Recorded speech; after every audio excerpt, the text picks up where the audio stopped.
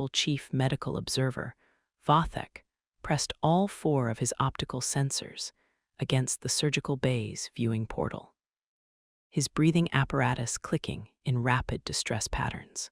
The human called Jules was 3 minutes into what should have been a death ceremony. Ambassador Krelton lay splayed across the emergency table, his secondary heart visible through the jagged tears in his thoracic cavity. The mining accident had crushed internal architecture that had taken evolution 40 million years to perfect. Any rational medical professional would have administered comfort sedatives and begun the dignity protocols. Instead, the human was humming. Vathek, medical coordinator Zesri's voice carried the tremor of someone witnessing heresy. The human is using a field cauterizer to seal arterial damage. That's impossible. Kytharan arterial walls can't sustain those temperatures. Nevertheless, Jules looked up at the broken medical scanner hanging at an awkward angle above the table, its screen flickering with corrupted data. She shrugged and turned back to her patient, running her fingers along Krelton's abdominal ridge. "Feels like a standard collapse pattern," she muttered, mostly to herself. "Gonna need to reroute the tertiary circulation." She glanced toward the observation window. "Hey, do you guys have anything like surgical mesh? Doesn't matter what it's made of." Vathek's optical sensors dilated in shock. Through the intercom, he managed, "Human Jules, our species requires organic compatibility matrices. Synthetic materials cause immediate rejection cascades." "Right."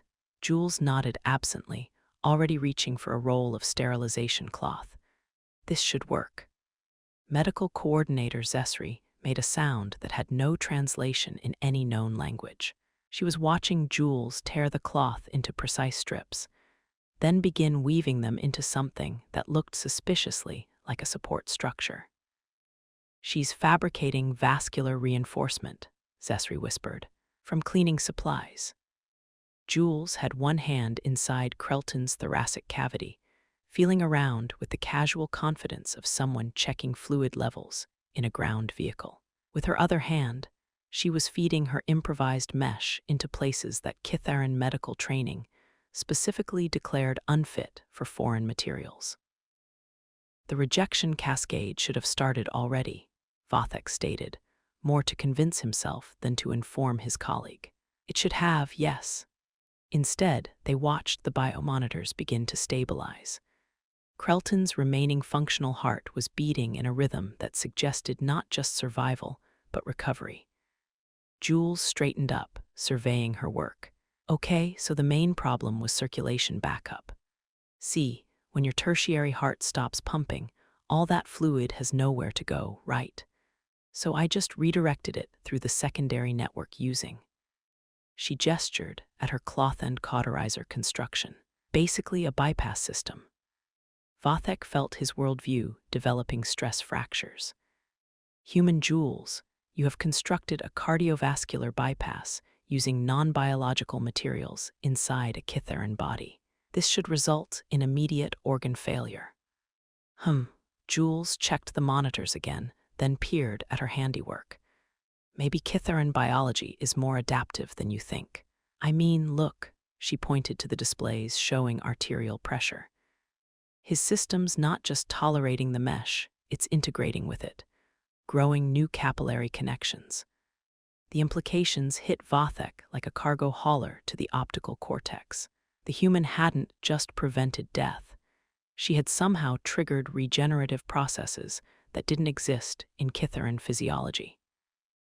"This is impossible," medical coordinator Zesri breathed. "Our species cannot regenerate damaged circulation infrastructure." "Well, yeah, not normally." Jules was cleaning her hands with the same casual attention someone might give to washing dishes. But trauma sometimes kicks biological systems into overdrive. Your friend's body is basically rebuilding itself around the support structure. She glanced at the clock on the wall. Should be back to about 80% functionality within a few days. Krelton's eyes fluttered open. His breathing was steady, strong. The biomonitors showed organ function that exceeded pre-accident baselines. Vathek stared at the displays, then at Jules, then back at the displays. You've enhanced his cardiovascular efficiency. Side effect.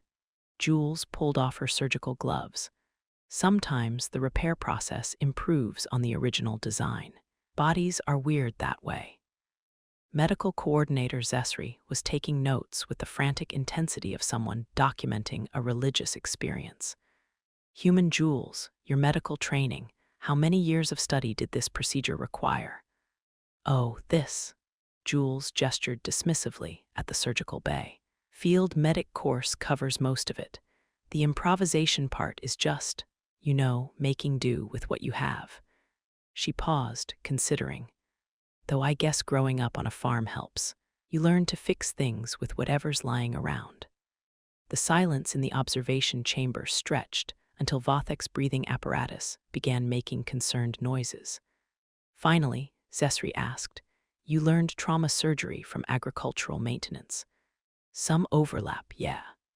Jules was already pulling up files on her data pad. Hydraulic systems, pressure differentials, keeping fluid flowing where it needs to go. Same basic principles. Ambassador Krelton tried to speak, his voice barely audible through the intercom. Human.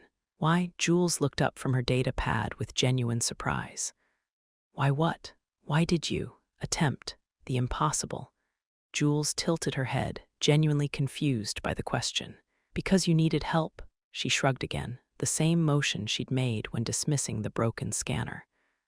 Besides, impossible's a pretty strong word. I've had weirder Tuesdays. She headed toward the door, then paused.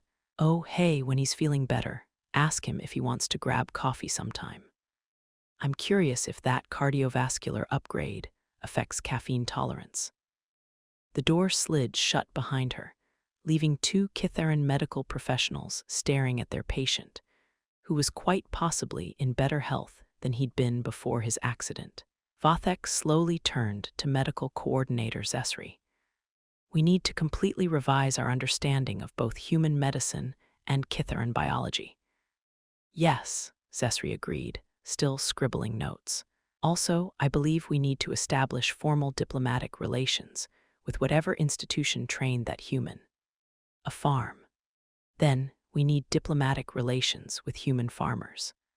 From the surgical bay came the soft sound of Ambassador Krelton laughing, a sound that should have been physiologically impossible given his recent cardiac reconstruction.